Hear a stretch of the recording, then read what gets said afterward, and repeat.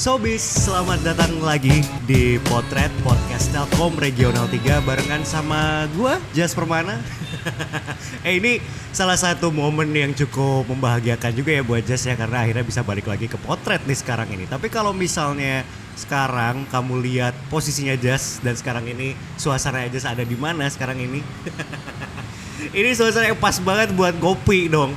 Dan di sebelahnya Jas pas banget hari ini Jas pengen ngobrol panjang banget sama orang yang kayaknya akan jauh lebih paham kalau ngebahas kopi-kopian ya.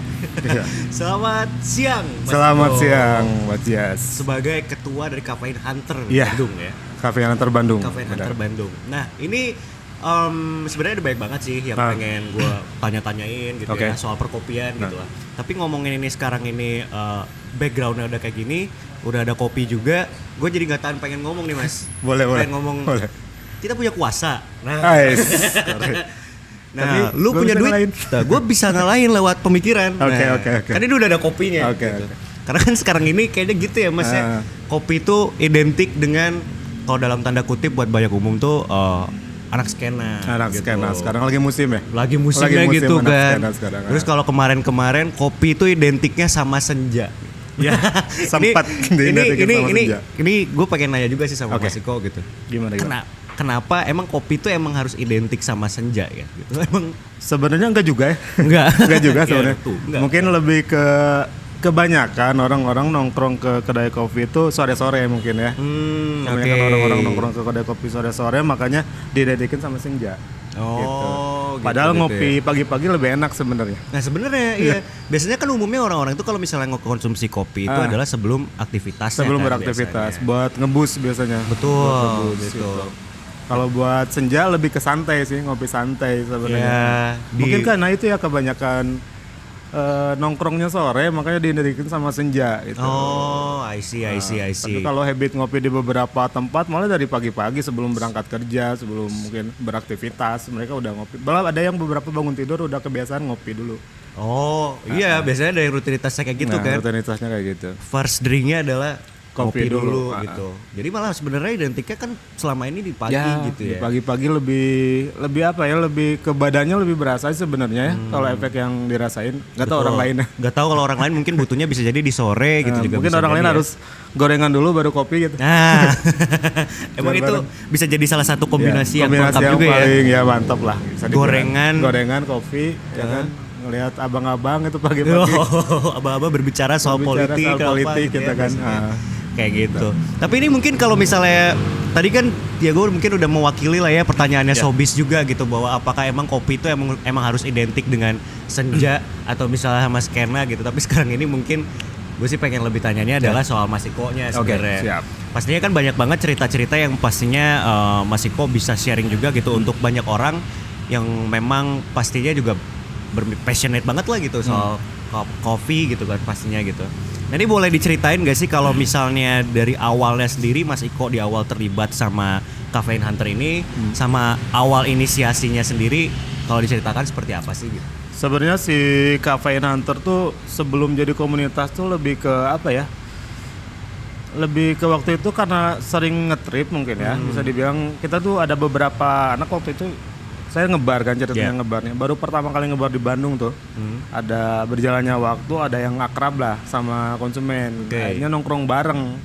Nah selama nongkrong bareng itu kan ngetrip kemana-mana tuh, nyobain tempat ini, tempat itu gitu kan. Sampai akhirnya mikir, ini kita ngetrip doang nih. Gak ada dokumentasinya. Gitu. Selama kita ngetrip cuman foto posting di HP masing-masing.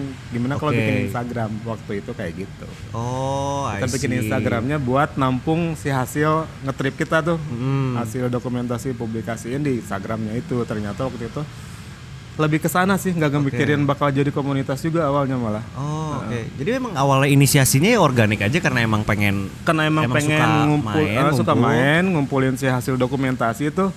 Kalau di IG masing-masing kan nggak seru ya. Ya udah bikin satu IG lah, kita kumpulin di situ semua. Itu. Terus berjalan waktu lagi, akhirnya gimana kalau kita bikin serius aja, kata salah satu teman saya. Maksudnya serius ya, kita ngasih informasi ke orang yang di luar, maksudnya mau di Bandung, mau di luar Bandung. Ini di tempat ini ada tempat ngopi nih. Itu by posting Instagram kata dia. Jadi kita nge-trip ke sana, foto lokasinya, minumannya, kita review sedikit mungkin dari hasil ngetrip kita dan akhirnya dipost di IG. Mungkin itu bisa jadi salah satu bahan informasi orang yang mau ngetrip, ternyata di sini ada tempat ngopi nih. Gitu. Oh, mungkin kalau istilah sekarangnya hidden gem gitu Hidden ya. gem, kalau sekarang kayak gitu. Dan waktu awal-awal kita ngetrip sebenarnya targetnya lebih ke kedai kopi sih. Gitu. Itu ada alasan tersendiri waktu. Oke, nah itu kalau misalnya biasanya gue ngobrol sama konsumen kopi umum gitu ya, biasanya mereka tuh nggak terlalu membedakan coffee shop dan kedai. Tapi kalau misalnya buat praktisionernya gitu, buat barista itu biasanya beda nih kedai dan coffee shop. Memangnya sebenarnya kalau dari segi diferensiasinya apa sih? Kalau dari diferensiasinya sebenarnya gini, kalau coffee shop itu kan lebih ke coffee and pastry. Kalau kata saya ya, nggak tahu kata orang lain ya. Kalau saya lebih ke coffee shop and pastry. Jadi selama nggak ada makanan berat, cuma ada cemilan, itu lebih ke coffee shop. Oke. Begitu udah ranahnya ada cemilan, makanan berat, itu jadinya kafe. Oh, I see. Nah, jadi coffee shop tuh buat tempat ngopi sama ngemil gitu. Nah, istilah di kita balik lagi ada kedai kopi gitu. Kedai kopi lebih ke beberapa kedai kopi itu konsepnya alatnya manual semua. Terus alatnya manual semua dan identiknya tuh kedai tuh barista dekat sama konsumen.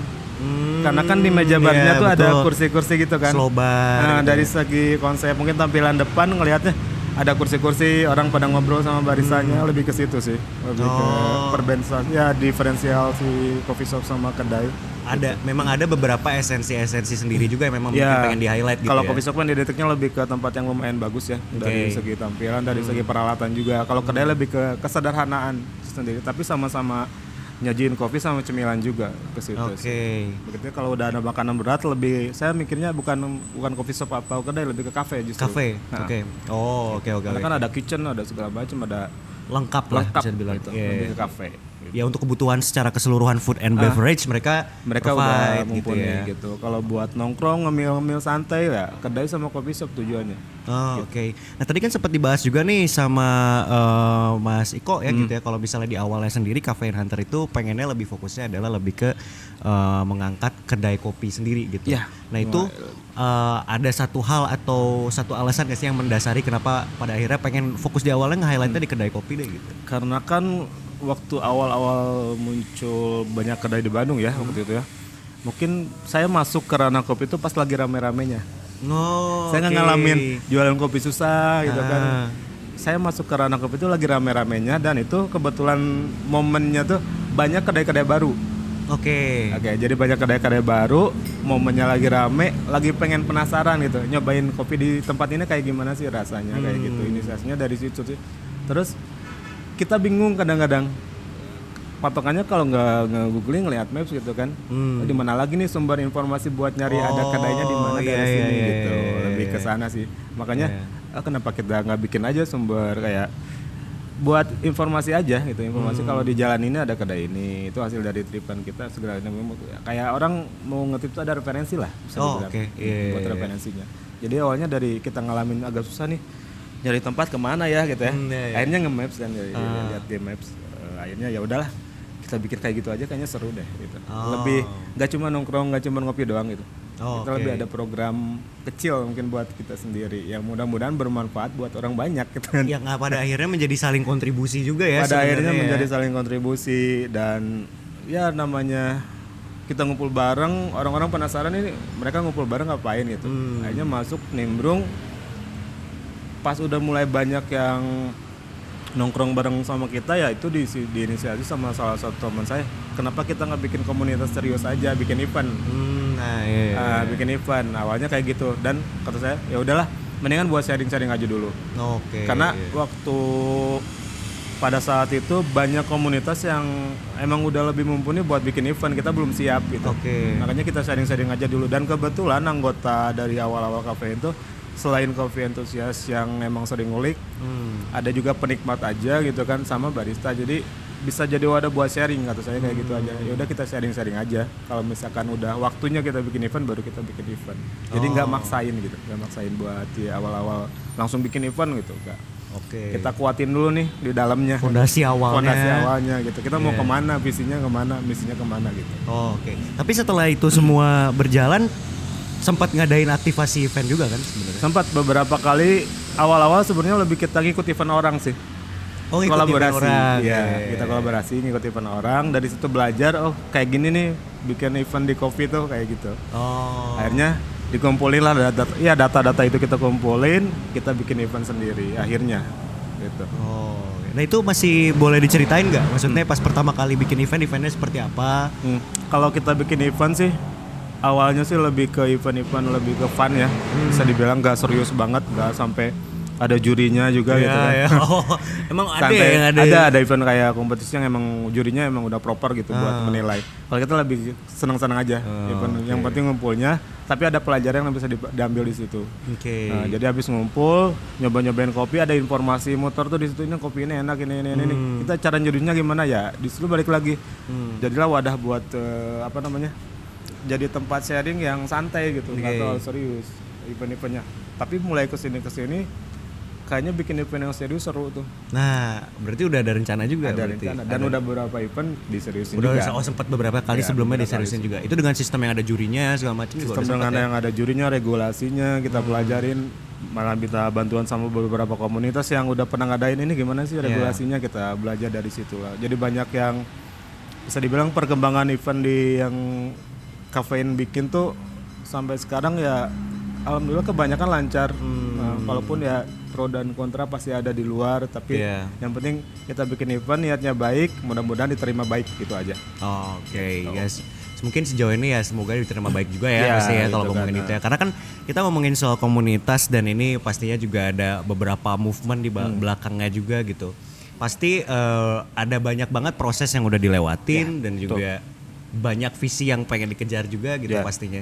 Nah tapi kalau misalnya dari Caffeine Hunter sendiri gitu, ada nggak sih sebenarnya yang sekarang ini mungkin menjadi sebuah keresahan yang ini mungkin nggak cuma sekedar menjadi keresahannya dari komunitasnya atau komoditasnya, tapi juga mungkin untuk beberapa praktisi bisnis UMKM-nya sendiri gitu. Itu ada nggak sih satu keresahan yang memang sekarang ini mengeneral gitu sebenarnya? Kalau yang saya rasain sih sebagai pelaku bisnis di industri ini, kita tuh lebih sekarang tuh bersaing sama digital. Gitu, bersaing sama digital. Kalau dulu kan cara jualnya konvensional, langsung nawarin ke orang kan. Nah sekarang tuh lagi musimnya orang nyawarin si produk tuh dari by feed IG dulu, dari marketplace dulu gitu kan. Sedangkan saya sendiri termasuk nggak bisa ngedesain, nggak bisa apa-apa. Punya pemasaran sekarang jadi polemik juga sih. Nah, karena kan kalau misalkan kita ngucurin modal, saya pengalaman sendiri tuh ngucurin modal di ads gitu kan, tapi nggak efektif. Di ads dikucurin terus modal nggak efektif. Mungkin lebih ke apa ya sekarang tuh? Cara jualannya beda. Sekarang tuh. Itu buat keresahan kita. Mungkin kalau misalkan ada program-program seminar itu yang lebih dibanyakin edukasi soal kita jualan si produknya, gimana cara ngemas si produknya biar konsumen tertarik, itu lebih bagus sih buat ngatasin keresahan, bisa dibilang keresahan ya. Trouble juga. Selain bahan baku yang naik mungkin. Ya mungkin itu umumnya selama ini ya. Selain bahan baku yang naik. Mungkin yang happening banget sekarang ini adalah adaptasinya itu ya. Beberapa mungkin bisa beradaptasi, beberapa masih agak susah buat beradaptasi gitu. Karena kan gitu media digital kan sekarang udah mulai banyak gitu kan. Beradaptasinya. Nah tapi untuk merespon salah satu keresahan yang tadi mungkin bisa dibilang Mas Iko tadi adalah sulitnya adalah untuk adaptasi di bagaimana caranya bisa memarketingkan si kedai kopinya sekarang ini. Orang bisa tertarik gitu. Nah itu ada nggak berdasarkan hasil risetnya Mas Iko gitu bahwa ada step-step yang sebenarnya mungkin bisa kita coba untuk adaptasi untuk bisa menghadapi keresahan itu gitu? Salah satunya mungkin ini ya, lebih ke banyak pertama mungkin ngelihat kompetitor dulu ya. Kompetitor dulu, oh kayak gini nih desainnya, kita belajar dari situ.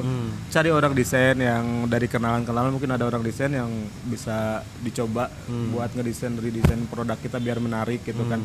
Ikut seminar-seminar online itu lumayan ngebantu juga. Mentok-mentok kita cari di YouTube referensi gimana caranya buat nampilin produk kita lebih bagus. Lebih ke sekarang kan kayak Instagram itu ada tone warnanya itu kan, gimana caranya buat itu. Kalau misalkan buat yang ada budget lebih mungkin bisa pakai jasa si digital marketing, freelancer atau apapun itu bisa jadi solusi sih sebenarnya. Karena mau nggak mau kita harus ngikutin arus juga.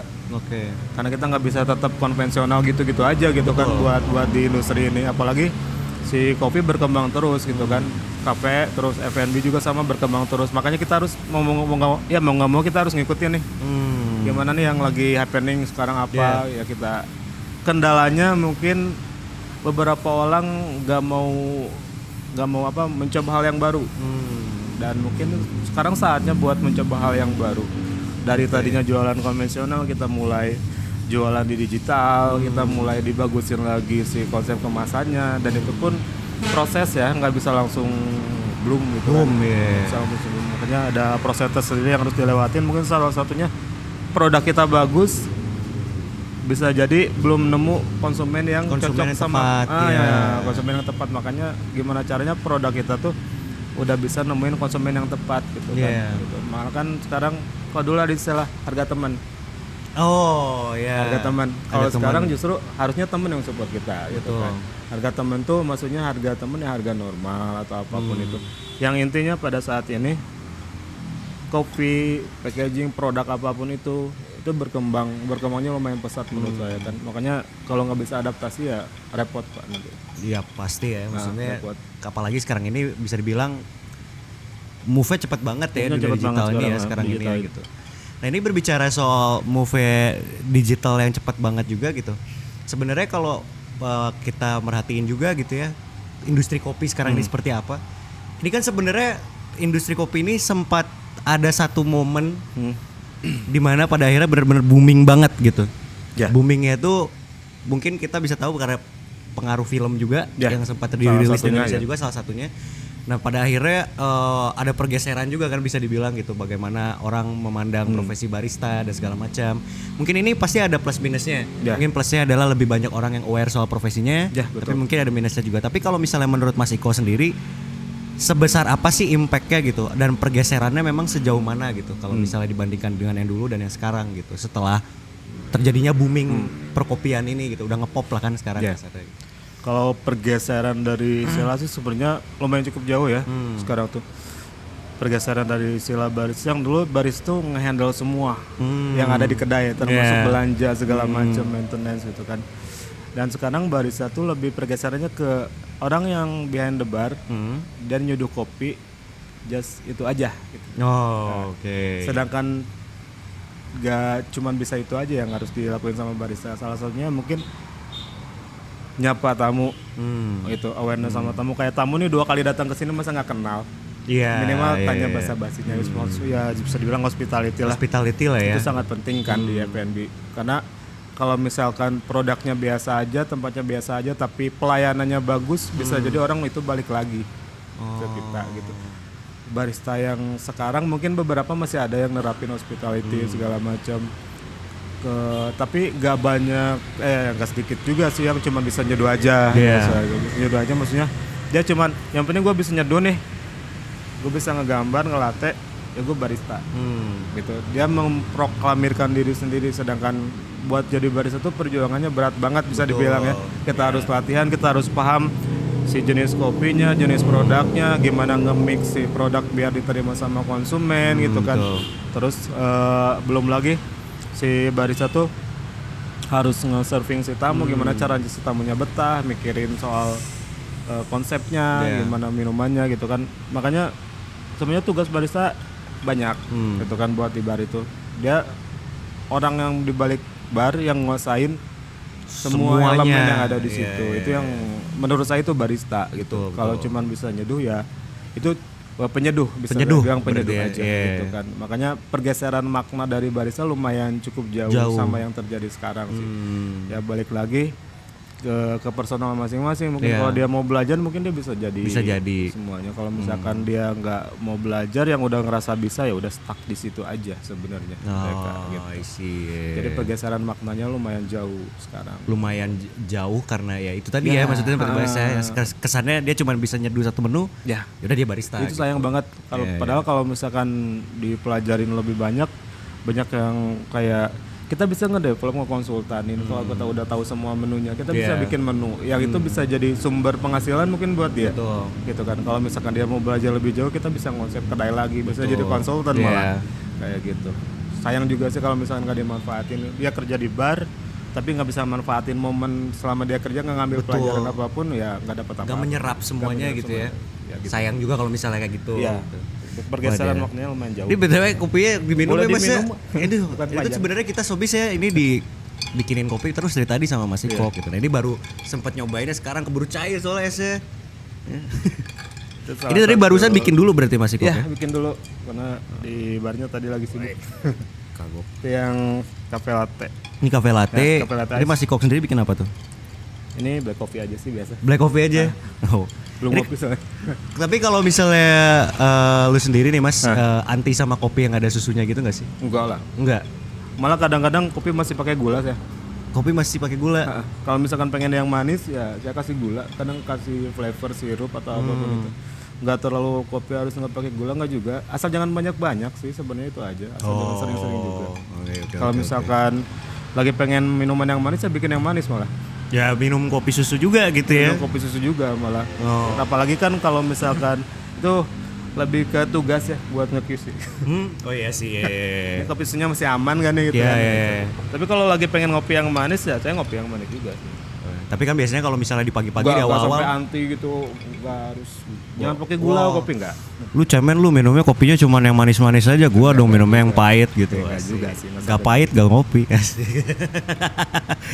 Tapi kalau misalnya dari Mas Iko sendiri boleh gak ceritain sedikit pas zaman-zaman masih ya sampai sekarang pun juga masih menjadi barista gitu. Pernah ketemu nggak sama satu momen sama customer yang bener-bener wah ini nggak bisa gua lupain gitu, ini luar biasa lah gitu. Mau ini kejadian lucu boleh, kejadian membanggakan juga boleh, apapun. Yang aneh-aneh yang apa ya? Sebenarnya kebanyakan lupa malah. Mungkin yang akhir-akhir terakhir sekarang lah kan, nggak terlalu jauh. Itu gimana tuh? Sempat datang konsumen yang dia tuh kayaknya lebih ke udah senior lah di kopi, bisa dibilang.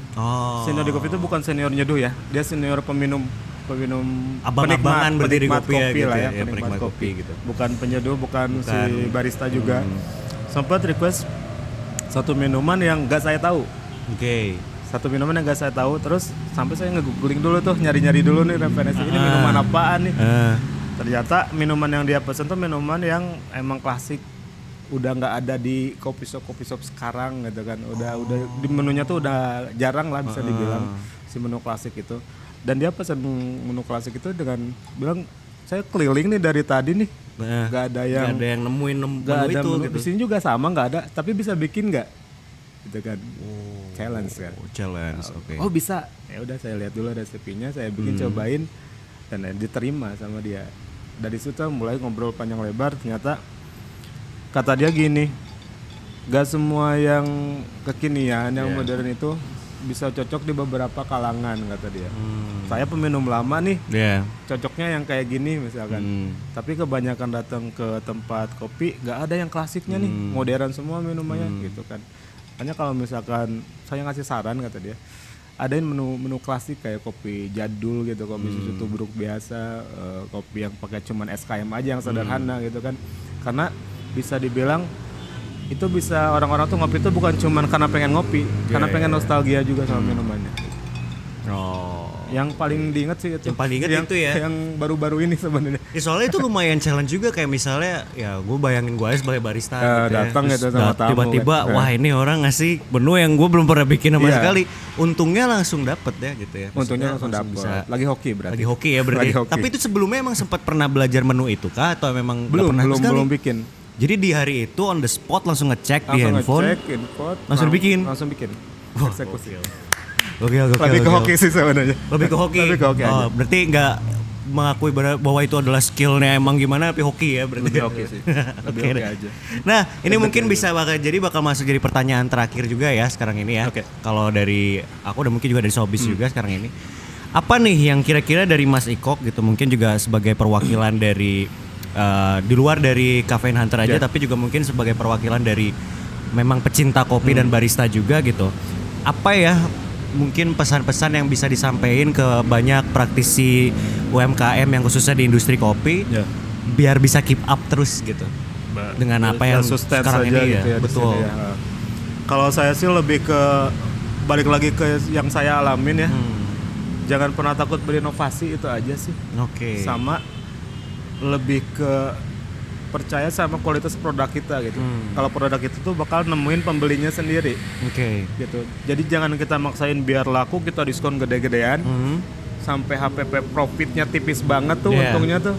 Biar laku, biar dikenal, karena produk tuh buat dicobain emang betul. Makanya kalau misalkan kita nggak inovasi, kita nggak percaya, nggak pede sama produk yang kita bikin sendiri, ya itu sampai kapan gitu mau kayak gitu. Intinya jangan takut berinovasi, percaya sama produk bikinan kita sendiri, karena mau nggak mau kan kita ngejual produk yang bagus dan mungkin yang jelek kan, Betul. kayak gitu sih. Sama lebih awareness ke apa yang lagi happening sekarang gitu, cara pemasarannya dan lain-lainnya. Lebih situ, lebih banyak belajar lagi. Sekarang seminar online banyak kok, banyak media. Sekarang belajar tuh banyak media banget buat kita bisa belajar. Yang gratis juga ada gitu. Jadi jangan sampai mentok di situ aja sih, lebih ke pengembangan diri juga. Gitu kan. Kalau kita nggak bisa ini ya kita cari temen yang bisa. Oke. Kita nggak bisa desain, cari temen yang bisa desain. Kita nggak bisa masarin, cari temen yang bisa masarin. Misalkan ada peluang modal sedikit, ya udah kita kucurin modal di situ buat belajar itu kan. Makanya kalau misalkan buat perkembangan sekarang kan era yang lumayan cepat ya perputaran digitalisasinya.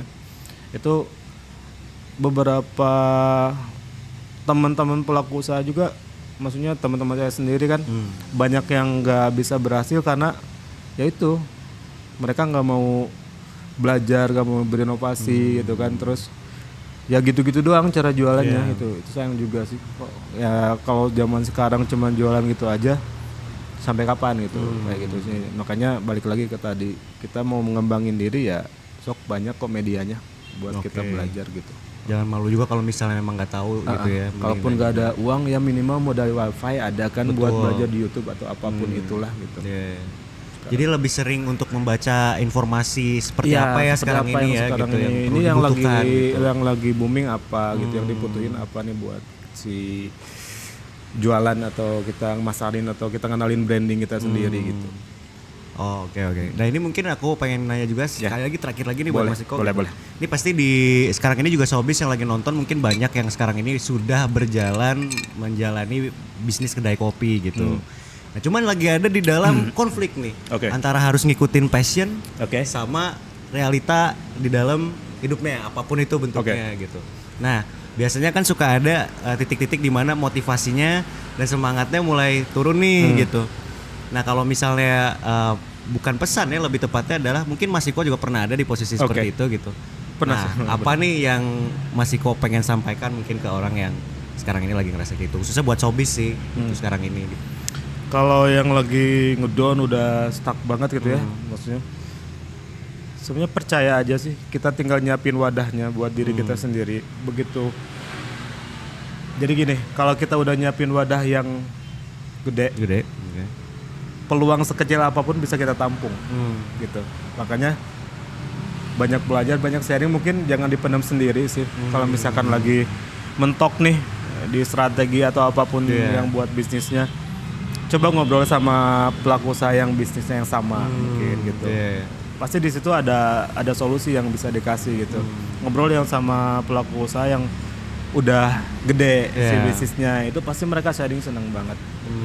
Buat sharing itunya jangan berhenti buat silaturahmi sama pelaku usaha yang entah itu satu bidang ataupun di luar bidang, karena banyak yang bisa diambil dari perjalanan mereka, bisa dibilang kayak gitu. Kalau kita ngerasa sendiri lagi ngedown ya akhirnya terus kayak gitu nggak bisa move juga kan, jadinya kayak gitu. Nah mungkin itu jadi kalau misalnya kamu Sobis nanyain kenapa gua harus masuk komunitas, ya itu juga salah satunya ya. Buat sharing gitu. Betul, jadi untuk bisa saling tahu juga, untuk bisa saling sharing dan saling support juga. Mungkin kalau misalnya kamu sekarang ini lagi punya passion banget untuk ngebangun kedai kopi dan lagi ngerasa down juga, bisa gabung aja sama Cafe Nanter untuk ngobrol. Boleh buat ngobrol-ngobrol boleh. Ngobrol-ngobrol sama Mas Iko dan juga mungkin juga beberapa anggota-anggota dari Cafe Hunter selanjutnya yang lain juga pastinya. Kalau gitu terima kasih banyak ya Mas Iko Sama-sama. ya. Ini thank you banget loh, maksudnya lumayan hari ini gue sih dapat lumayan banyak insight ya soal perkopian sekarang ini. Ya. Dari mulai yang awal, apakah kopi ini ada hubungannya sama senja atau tidak dan harus disenja atau tidak?